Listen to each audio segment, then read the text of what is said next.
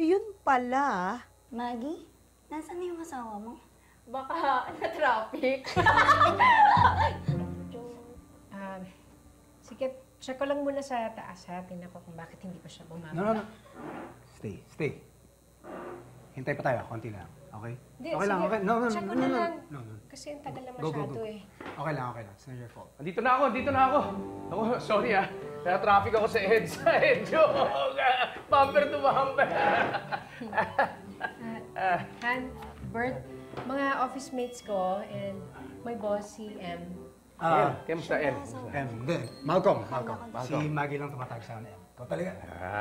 Okay. So we start? Maggie? Oh yes, ang sabi sa akin ni Maggie, meron ka daw project na ginagawa sa Bulacan? Yes. Mga housing para sa OFW, right? Okay. I will show you my project. Okay. Okay. Oops, sorry. Ito.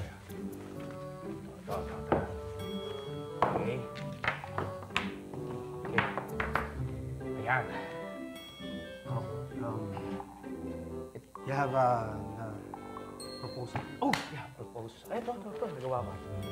Proposal ito. Pakitingin nyo na lang. Mga proposal ito. Nasa Jaso yan, ha? It's a big project. So talagang ginawa ko lahat ng powers ko para magawa yan. Ito ba yung plan? Oh, sa anak ko yan. Iyan ang ginawa ng anak ko. Oh, ako manang-mana sa daddy, no? Ano yun? Siyang din.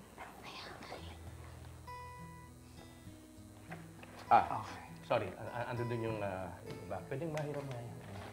Salamat na. Isa lang. Boss, ito. Yan ang ginawa ko.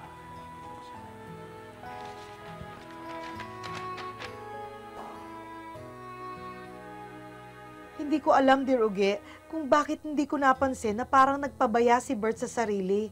Napaisip tuloy ako, kasalanan ko bang nalosyang ang asawa ko? Ano? Galit ka pa ba sa akin dahil sa nangyari kanina?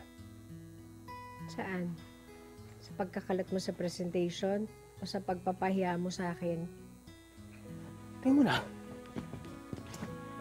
Hindi naman kita pinahiya kanina. Okay naman kami ni Em eh. Nakita niya yung ginawa ko, babalik daw siya at gagawin niya yung recommendation sa pagbabago. Tsaka teka muna, hindi naman kita pinahiya. Okay naman ako ah. Akala mo lang okay, pero hindi. Hindi! Okay na, sige na. Pero magalit. Nangitang ulo mo eh. Mamasahin na lang kita ha. Saan? Dito, gets mo? Mawawala rin yan, gagaling din yan. Ang ulo mo. Ano mo naman kaya? Laki ng tiyan mo eh. Kayang-kaya. Uy! Aray! Ako!